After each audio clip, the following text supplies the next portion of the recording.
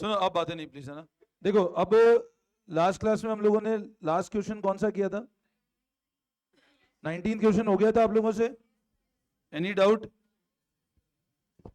Please इधर ध्यान देना। 19 क्वेश्चन में कोई डाउट है किसी को? Any confusion? ठीक है।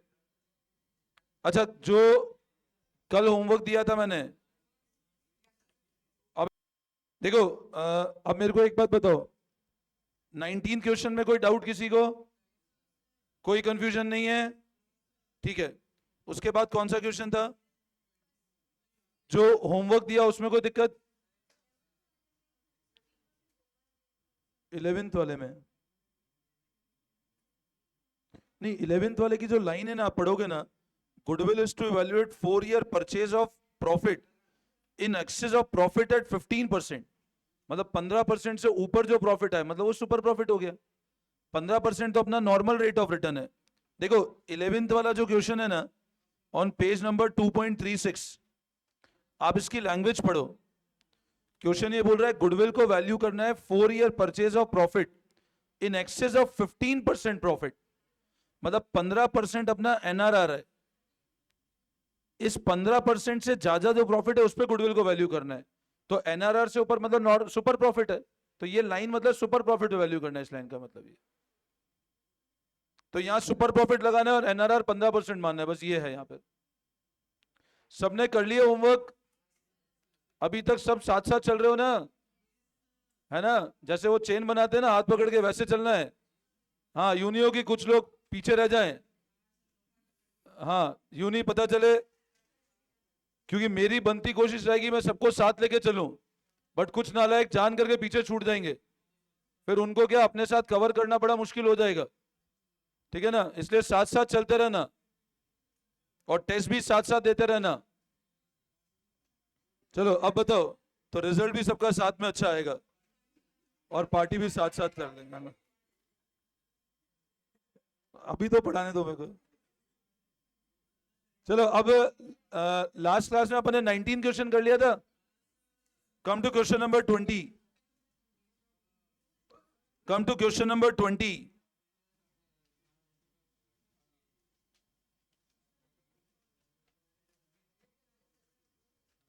कम to question number 20, page number 2.38। अब प्लीज बातें नहीं। Come to question number 20, page number 2.38। A business earned average profit of 1,80,000 during the last few year। एक बिजनेस ने एवरेज प्रॉफिट कितना कमाया? 1,80,000। तो लिखो आप पहले गिवन इंफॉर्मेशन में,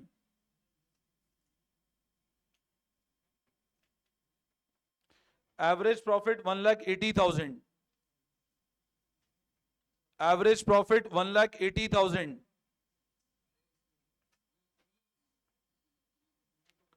capital employed by the firm was 12,50,000। तो कैपिटल एम्प्लॉयड कितना है? 12,50,000 का कैपिटल एम्प्लॉयड है।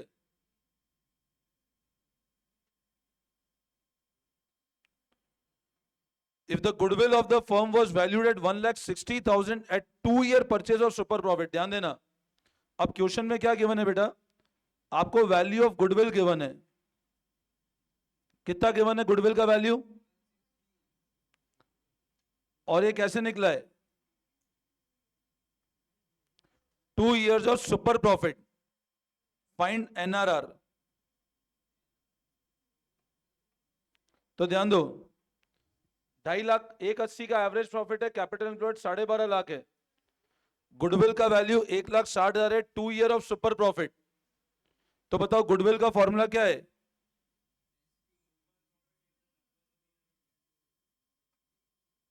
तो ये कितना है?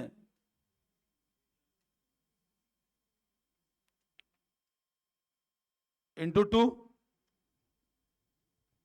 Goodwill equal to super profit into number of years.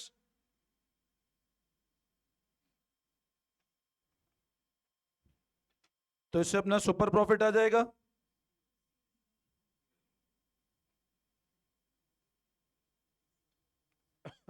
बोलो इसमें कोई डाउट? ध्यान देना बेटा सब लोग एक बार। गुडविल का वैल्यू 1,60,000 है at 2 year of super profit. Goodwill given है 1,60,000 at 2 year of super profit. तो गुडविल किसके बराबर हो गई? सुपर प्रॉफिट इंटू 2, तो इससे सुपर प्रॉफिट निकल गया अपना। तो सुपर प्रॉफिट आया 80,000। बोलो इसमें कोई डाउट? Any confusion? ठीक है, अब क्वेश्चन क्या बोल रहा है आगे? कैपिटल एम्प्लॉयड 12.5 लाख है, हमको एनआरआर निकालना है। अब मेरे को एक बात बताओ, हमको पता है नॉर्मल प्रॉफिट क्या होता है, ये वाला फिगर है ना हमारे पास, प्लीज इधर ध्यान देना। कैपिटल एम्प्लॉयड है ना हमारे पास, लेकिन मेरे को एक बात बताओ, क्या ये फिगर है क्या आपके पास में? ये है क्या? ये हमको कैलकुलेट करना है, बट हमको पता है सुपर प्रॉफिट कितना गिवन है हमको। तो सुपर प्रॉफिट का फॉर्मूला क्या होता है? AP minus NP. यहां तक लिख लिया आप लोगों ने, super profit 80,000। Any doubt till this point? Clear है? तो अब लिखो आप, सुपर प्रॉफिट इक्वल्स टू, और ये हमको 80,000 गिवन है। अच्छा, एवरेज प्रॉफिट है क्या अपने पास में? 1,80,000 है।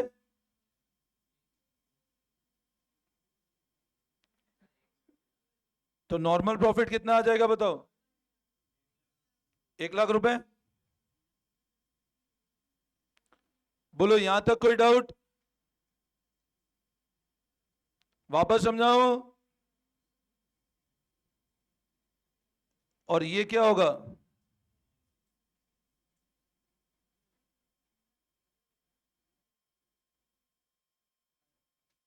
ये कितना है?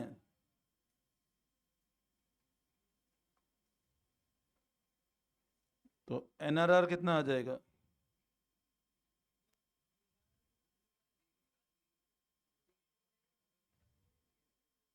ये आएगा 8%। कॉपी कर लो फटाफट।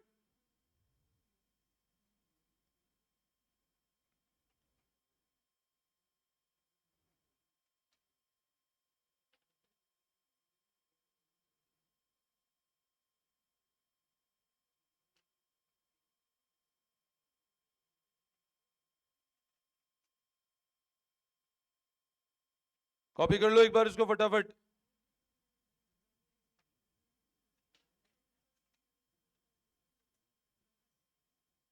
Any doubt?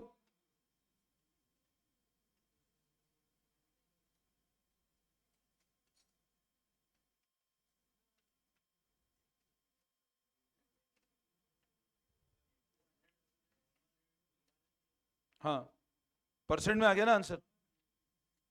आप ये नहीं करोगे तो ये 0.08 आएगा, इंटू 100 किया तो 8% आ गया आपका आंसर। कोई दिक्कत? Question number 21। 21 हो गया? सबने कर लिया? ठीक है।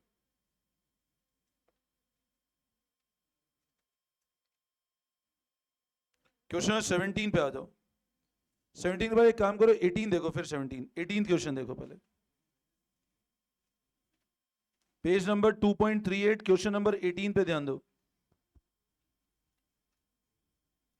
18th question, page number 2.38। On 1st April 2023, a partnership firm had asset of 2 lakh, including cash 6,000 and bank balance of 14,000। अब है ना, सब लोग एक बार इधर ध्यान से सुनना मेरी बात। देखो, अज्यूम करो ये मैंने एक बैलेंस शीट बनाई, इसमें इधर क्या होता है? लाइबिलिटीज, और एक क्या होता है? कैपिटल, है ना? अच्छा, कैपिटल को निकालने का एक तरीका तो होता है, हमको पता है ए किसके बराबर होता है? L plus C. तो मैं बोल सकता हूं सी किसके बराबर होगा? ये एग्री करते हो? या फिर अगर मान लो, अज्यूम करो मैं कहता हूं ये 5 लाख है, ये 2 लाख है, तो ये आपका बैलेंसिंग फिगर कितना आ जाएगा? 3 लाख रुपए। यस और नो? तो पहला तरीका था हुआ कैपिटल को निकालने का, असेट माइनस लायबिलिटी। या फिर और मैं एक और क्या कर सकता हूं, आपको ध्यान है अपन ने 11th क्लास में एक टॉपिक पढ़ा था रिजर्व्स करके, प्रोविजन रिजर्व्स। अब नहीं भी ध्यान है तो इसको समझ लेना, मैं इस कंसेप्ट को दोबारा समझा रहा हूं। अज्यूम करो मैंने इस साल प्रॉफिट कमाया लेट से 2 लाख रुपीस का। अब बताओ ये जो 2 लाख का प्रॉफिट है, ये प्रॉफिट हमेशा कहां जाके क्लब होता है? प्रॉफिट कहां जाता है? असेट में आता है, कैपिटल में जाता है? कैपिटल में जाता है ना। मतलब मान लो अगर इसके पहले लेट से मेरा कैपिटल 5 लाख रुपए का था और 2 लाख का प्रॉफिट कमाया, तो कैपिटल कितने का हो जाएगा? एग्री करते हो भाई? अगर मेरा 5 लाख का कैपिटल था, 2 लाख का प्रॉफिट कमाया, तो कैपिटल कितने का हो जाएगा? यस और नो? अब 7 लाख रुपए का कैपिटल हो गया मेरा। मैंने बोला इस प्रॉफिट में से अज्यूम करो 50,000 मैंने जनरल रिजर्व में ट्रांसफर कर दिया, एक रिजर्व बना दिया मैंने एक 2 लाख रुपए कैपिटल में डाले, मैंने एक 50,000 की अलग एफडी बना दी। तो मेरे को एक बात बताओ, 2 लाख में अगर 50,000 का मैंने एक रिजर्व बना दिया, 2 लाख में 50,000 का क्या बना दिया मैंने? एक रिजर्व। मैंने कहा एक एफडी बना दो अलग 50,000 की। तो बताओ प्रॉफिट कितना बचा? 1.5 लाख रुपए। और कैपिटल 5 लाख प्लस 6.5 लाख रुपए। तो इस केस में आपको बैलेंस शीट ऐसे दिखेगी ना, कैपिटल कितना दिखेगा, जनरल रिजर्व कितना दिखेगा, 50,000 का रिजर्व दिखेगा ना अलग अपने को। ये पढ़ा था ना अपन ने भाई, रिजर्व अपने को अलग कर दिया अपन ने। अब मैंने इधर लिखे क्रेडिटर्स 2 लाख रुपए।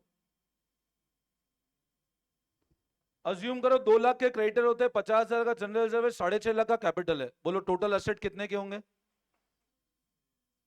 बोलो ना, असेट कितने के होंगे? 9 लाख के। तो असेट हो जाएंगे कितने के?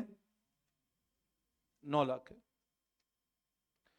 अब मैं आपको ये बोलता हूं, देखो पीछे वाले बच्चे इधर ध्यान दे दो, पता है तो देखो ध्यान दो। अब मैं क्या समझा रहा था, इधर सुनना।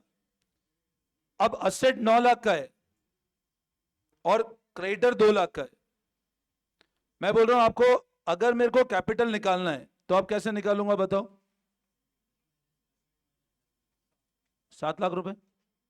सेम कंसेप्ट है। या फिर मैं ऐसा भी कर सकता हूं ना, मैं इन दोनों को क्लब कर दूं, तो भी तो कैपिटल ही है। मेरी बात सुनना ध्यान से, ये चीज तो हमने पहले भी पढ़ी हुई है, ये तो हम अभी तक पढ़ते हुए आए। बट कैपिटल को निकालने के लिए मैं ऐसे भी तो कर सकता हूं, कैपिटल में क्या जोड़ दूं अगर मैं, तो ये बात तो वही है ना, कुछ फर्क तो नहीं पड़ेगा ना।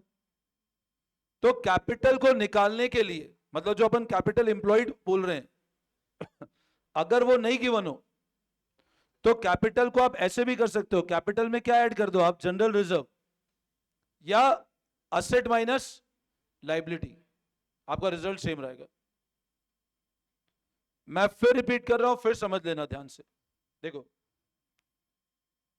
5 लाख का कैपिटल था, 2 लाख का प्रॉफिट कमाया, कैपिटल कितना होना चाहिए? मैंने कहा इस 2 लाख में से मान लो 50,000 का अमाउंट मैंने कहां ट्रांसफर कर दिया? लेट से जनरल रिजर्व में। एक सेकंड, तो देखो ध्यान दो, अब आप मेरी बात समझना। कैपिटल को निकालने के लिए एक तरीका तो है असेट माइनस लायबिलिटी, और एक और तरीका क्या है, कैपिटल में क्या जोड़ दूं मैं? जनरल रिजर्व, तो भी कैपिटल निकल जाएगा आपका। तो यहां पर एक चीज ध्यान रखना कि to calculate the capital figure you can have two options. First is asset minus and second is capital में क्या जोड़ दो आप? रिजर्व्स जोड़ दोगे तो भी किसका फिगर आ जाएगा आपके सामने? कैपिटल का। आई बात समझ में? तो इस क्वेश्चन के पहले एक नोट लिखो आप लोग, एक नोट लिख दो आप। To calculate capital employed,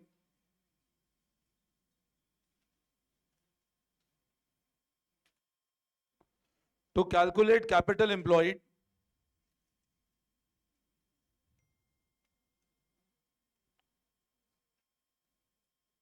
following two methods can be used.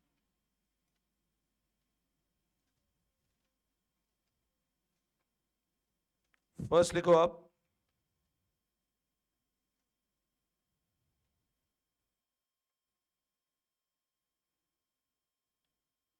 और यहां लिखना ब्रैकेट में असेट डज नॉट इंक्लूड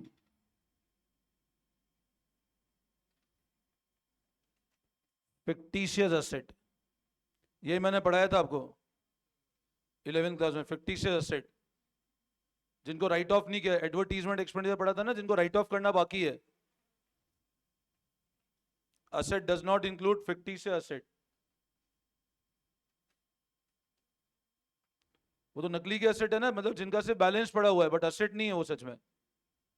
और सेकंड लिखना,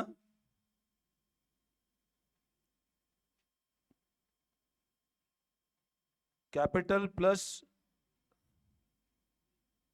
माइनस फिक्टिशियस एसेट। ये भी मैं बता दूंगा, फिक्टिशियस एसेट वापस है ना। Capital plus reserve and surplus, R and S मतलब reserves and surplus, reserves and surplus, R and S इसका मतलब है reserves and surplus, and minus fictitious asset.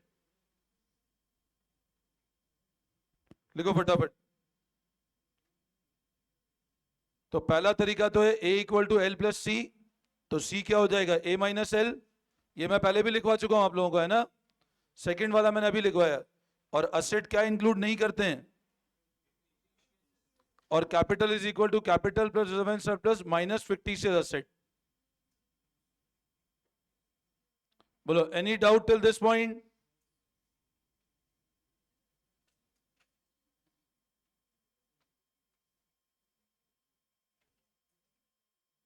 Any confusion?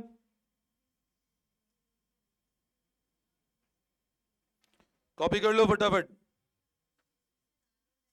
Are and S मतलब reserves and surplus,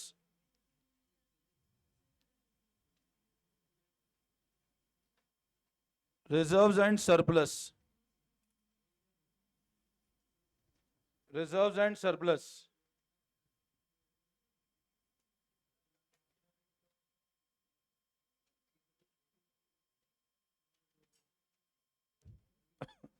लिख लिया?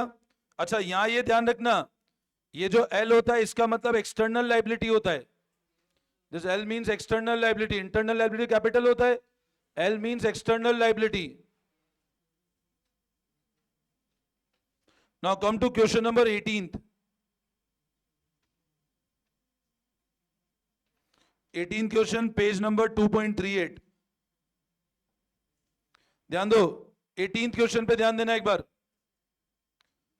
On 1st April 2023, a partnership firm had asset of 2 lakh including cash 6,000। तो बोलो cash क्या fictitious asset है क्या? क्या कैश फिक्टिशियस एसेट है क्या? यस और नो? नहीं है, तो कैश इंक्लूड होगा नहीं होगा एसेट में? नहीं होगा, इंक्लूड होगा, होगा ना वो तो। आगे बढ़ो। एंड बैंक बैलेंस 14,000, बैंक भी नॉर्मल एसेट है तो वो ऑलरेडी इंक्लूडेड है, तो कुछ नहीं करना है अपने को। The partners capital account show balance of 1,90,000। अब कैपिटल में कितना बैलेंस है? And reserve constituted the rest, बाकी बैलेंस किसका है? रिजर्व का। एनआरआर 10% है। Goodwill of the firm is value at 60,000 at 4-year purchase of super profit, find the average profit of the firm. तो देखो ध्यान देना, एक पार्टनरशिप फर्म के पास कितने के एसेट हैं इंक्लूडिंग कैश और बैंक, तो वो तो एसेट का पार्ट है। कैपिटल अकाउंट में बैलेंस 1,90,000 है। 1,90,000 कैपिटल है, अब बताओ, और बोल रहा है बाकी पैसा रिजर्व का है, तो रिजर्व कितने हुए? अच्छा, लाइबिलिटी गिवन है क्या इसमें? कुछ लाइबिलिटी की डिटेल है क्या? नहीं है। मतलब हमको बोल रहा है कैपिटल 1,90 है और बाकी बैलेंस किसका है? मतलब एक तो 10,000 के रिजर्व है, फिर तो असेट और कैपिटल बराबर हुए ना, मतलब लाइबिलिटी है ही नहीं फर्म की। तो इसका मतलब यहां पर लाइबिलिटी कितना अज्यूम हो जाएगा? तो आपका कैपिटल कितने का हो गया? ये 1,90 और 10,000 का रिजर्व हो गया। आगे बढ़ो। एनआरआर 10% है। अब एनआरआर कितना गिवन है हमको? तो ये तो गिवन है, ये अज्यूम कर रहे हैं हम लोग क्योंकि इंफॉर्मेशन है नहीं। तो कैपिटल 2 लाख, एनआरआर कितना है? 10%। और वैल्यू ऑफ गुडविल, अब पता है आप लोग है ना, प्रेजेंटेशन देख लो, आप लोग प्रेजेंटेशन कैसे कर रहे हो और यहां मैं कैसे कर रहा हूं। मैं एक एक लाइन के, एक जो गिवन है वो एक लाइन के नीचे लिख रहा हूं मैं। अब आप क्या करते हो, आप एक सिंगल लाइन में लिख देते आधे बच्चे। अच्छा, सेकंड पॉइंट, जब हम सॉल्व करेंगे क्वेश्चन को, क्या गिवन है हमको पढ़ो। Goodwill of the firm is valued at 60,000 at 4 year purchase of super profit. तो बताओ वैल्यू ऑफ गुडविल कितनी है? और ये कैलकुलेट कैसे हुआ है? Find the average profit of the firm. तो कैलकुलेट क्या करना है अपने को? तो देखो ध्यान दो, 2 लाख के असेट है, लाइबिलिटी 0 क्योंकि गिवन नहीं है, तो 2 लाख का कैपिटल हो गया, एनआरआर 10% है, गुडविल 60,000 है। वैल्यू हुआ कैसे बोलो? मतलब गुडविल कैसे निकला होगा? बोलो ना, गुडविल कैसे निकाला होगा आपने? अच्छा, एवरेज प्रॉफिट हमको कैलकुलेट करना है, ध्यान देना बेटा इधर। तो हमको पता है सुपर प्रॉफिट का फॉर्मूला क्या होता है? यस और नो? अब मेरे को बताओ, आपके पास में ये वाला फिगर है क्या? सर ये निकालना है, ये निकाल सकते हैं, और नॉर्मल प्रॉफिट निकाल सकते हैं ना, कैपिटल इनटू एनआरआर। यस और नो? तो करो copy. Goodwill equal to SP into 4।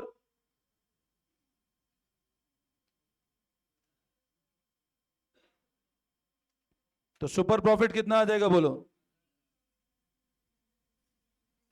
करो कॉपी फटाफट।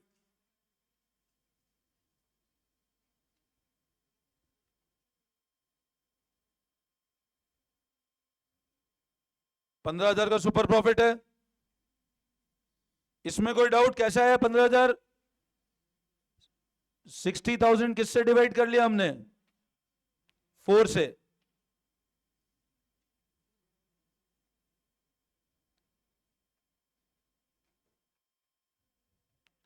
नाउ नॉर्मल प्रॉफिट क्या होगा? ये हमको निकालना है। कैपिटल एम्प्लॉयड कितना है? What is your NRR?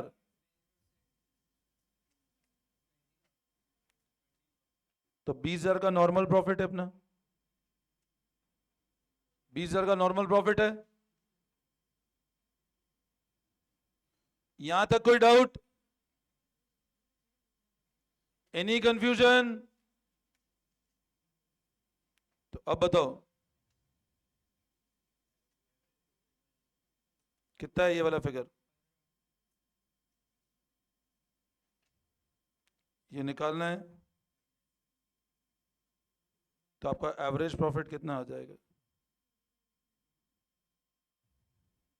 करो कॉपी फटाफट। समझ में आया? हाँ, बोला रिजर्व कंस्टिट्यूट द रेस्ट, तो बाकी 10,000 का रिजर्व है। मैंने अभी बताया कैपिटल निकालने का एक तरीका तो है कैपिटल प्लस रिजर्व, और एक है असेट माइनस लाइबिलिटी। तो 1,90 का कैपिटल है, मतलब बाकी 10,000 का रिजर्व है, क्योंकि लाइबिलिटी गिवन नहीं है यहाँ पर। अगर लाइबिलिटी गिवन होती तो मैं माइनस कर देता, वो गिवन ही नहीं है यहाँ पर।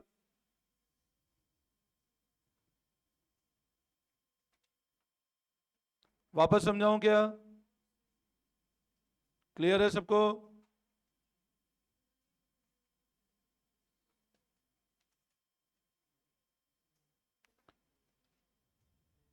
अब इसी पैटर्न पे 17th क्वेश्चन होमवर्क करोगे, 17th क्वेश्चन होमवर्क करोगे, बिल्कुल इसके जस्ट ऊपर वाला, बिल्कुल सेम पैटर्न क्वेश्चन है 17th।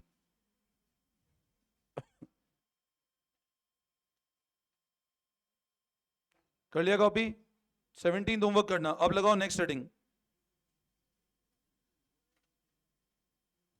लगाओ नेक्स्ट हेडिंग। अब देखो, मैंने आपको गुडविल वैल्यूएशन कितने मेथड्स पढ़ाए थे बताओ? स्टार्टिंग होता है, कितने मेथड्स होते हैं? 3। कितने मेथड्स होते हैं? 3। पहले मेथड का नाम क्या था? एवरेज कितने तरह का था? सिंपल और वेटेड। सेकंड मेथड का नाम क्या था?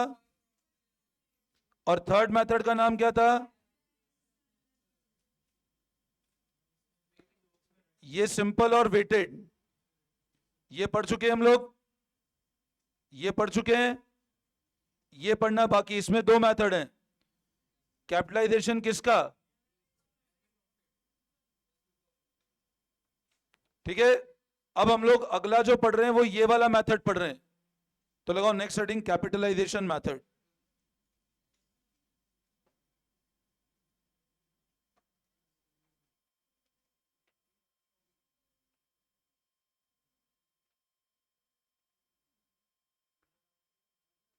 इसमें पहला पढ़ेंगे अपन कैपिटलाइजेशन ऑफ सुपर प्रॉफिट। इसमें पहला पढ़ेंगे हम capitalisation of super profit.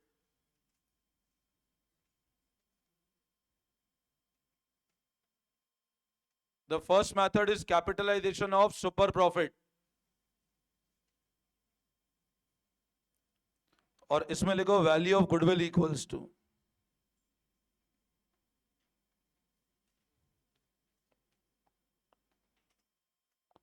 Super profit into 100 upon NRR।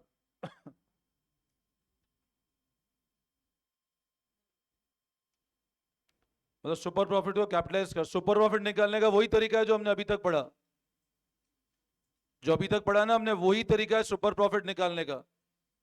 बस फॉर्मूला हो गया, गुडविल का value equal to super profit into 100 upon NRR।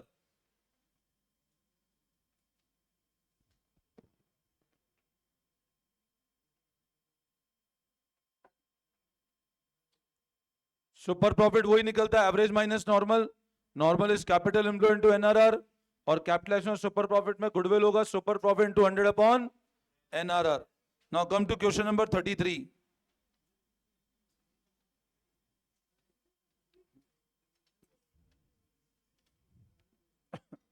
Question number 33, page number 2.39।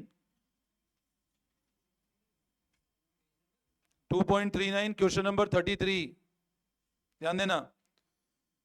Average profit in the last few year is 1,50,000। NRR 10% है।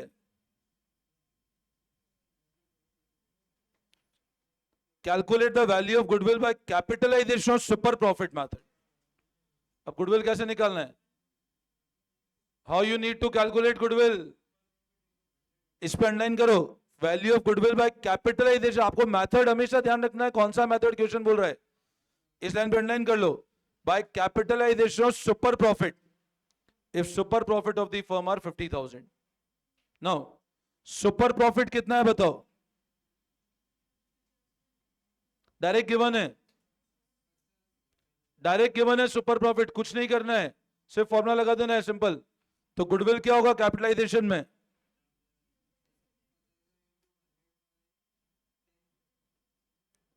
तो ये आ गया 5 lakh rupees,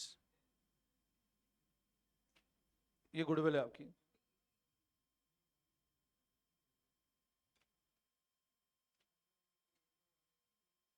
समझ में आया?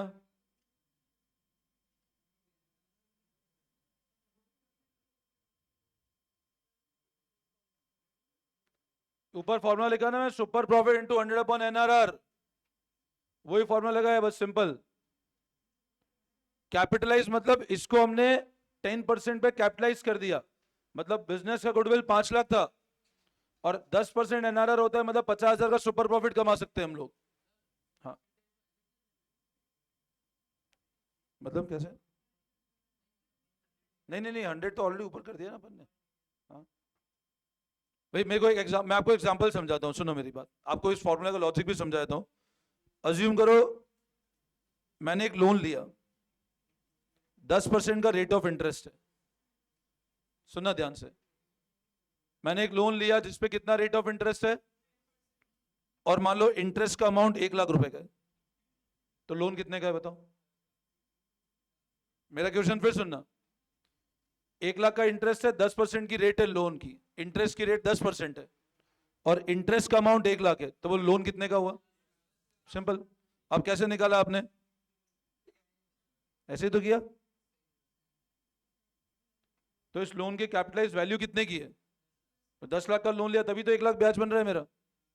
तो वही लॉजिक है, आपका गुडविल 5 लाख का है, सुपर प्रॉफिट कैपिटलाइज करना है, तो 5 लाख की गुडविल है, 10% कमाते हैं तो 50,000 रुपए हम कमा रहे हैं हर साल, 5 लाख गुडविल पे। ये लॉजिक है इस फॉर्मूले। समझ आया? वापस समझाओ? Any doubt? ठीक है, 34th क्वेश्चन देखो।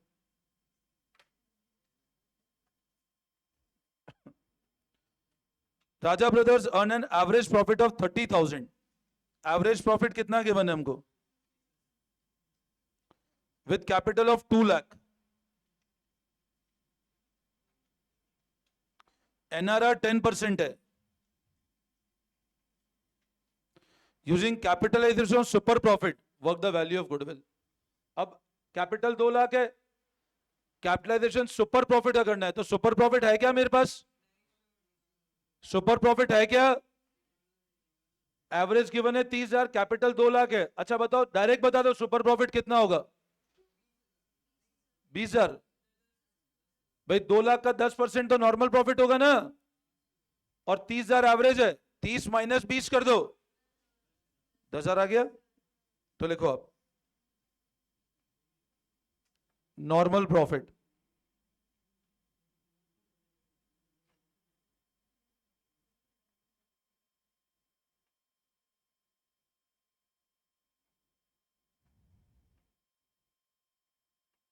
तो 30,000, 10,000, तो गुडविल क्या हो जाएगा बताओ?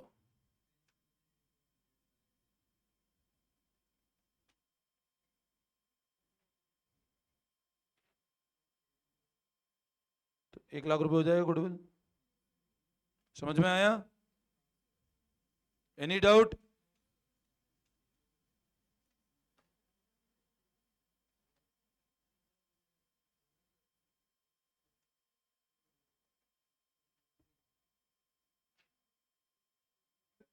वापस समझाओ। 35 क्वेश्चन होमवर्क कर लेना, 35 होमवर्क कर लेना, 35 और 36 भी हो जाएगा होमवर्क आराम से। 35 और 36 में, जो क्वेश्चन नंबर 36 में से दोनों मेथड पूछे, पहला तो बोल रहा है कैपिटलाइजेशन सुपर प्रॉफिट, तो उसमें फॉर्मूला ये वाला लग जाएगा। ध्यान देना प्लीज, एक बार समझना, जो क्वेश्चन नंबर 36 में पहला बोल रहा है कैपिटलाइजेशन सुपर प्रॉफिट, तो ये फॉर्मूला लग जाएगा। और एक बोल रहा है super profit at 3 year purchase, तो उसमें क्या लग जाएगा? तो सुपर प्रॉफिट निकालना आता है, तो सेकंड वाले में number of year of purchase multiply कर दो, और इधर इंटू 100/NRR कर दो। कर लोगे? करवाऊं क्या? पक्का? 36 होमवर्क कर लेना, 35 36 दोनों कर लेना ना।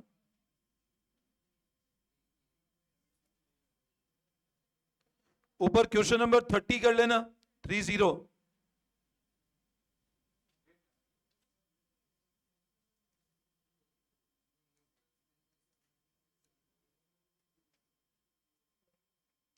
मिसिंग वैल्यू में question number 2, page number 2.34।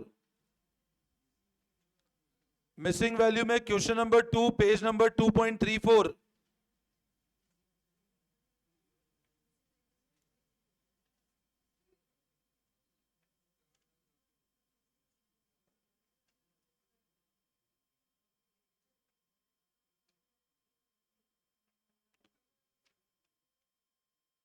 Page number 2.19, illustration number 17 and illustration 18.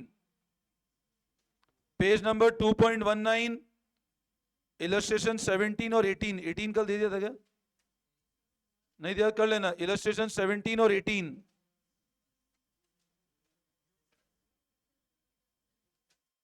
Page number 2.23, illustration number 22. हाँ, 17, 18, 22. ठीक है, ये होमवर्क कर लेना. इस वीक में चैप्टर कंप्लीट हो जाएगा, है ना. और इस वीक इसका टेस्ट भी होगा. अब सुनो मेरी बात, अपने जो जो टेस्ट पेंडिंग है, एक तो इस वीक आपका गुडविल का टेस्ट होगा, बीआरएस बिल ऑफ एक्सचेंज के टेस्ट पेंडिंग चल रहे हैं फाउंडेशन वाले. तो बीआरएस बिल ऑफ एक्सचेंज और फाइनल अकाउंट्स क्लास 11th वाला. जो फाउंडेशन वाले, देखो जो 12th वाले बच्चे उनको तो सबको गुडविल का टेस्ट सबको देना है इस वीक. फाउंडेशन वाले बच्चों को बीआरएस बिल ऑफ एक्सचेंज और फाइनल अकाउंट्स 11th वाला ही पढ़ के आना है आपको वापस पूरा. ठीक है ना. तो उसका टेस्ट आपको इस सैटरडे देना है, और इस सैटरडे टेस्ट 100% होगा, ध्यान रखना. ठीक है ना. विद एडजस्टमेंट विदाउट पूरा पढ़ के आना है आपको. 11th वाला पूरा पढ़ना है अच्छे से, 11th क्लास का. ठीक है ना. और BRS bill of exchange foundation level वाला है पूरा. बीआरएस बिल ऑफ एक्सचेंज पूरा फाउंडेशन वाला कवर्ड है. और एक साथ में रेक्टिफिकेशन का भी टेस्ट नहीं हुआ था 11th में अपना. एक भी कहाँ हुआ था रेक्टिफिकेशन टेस्ट?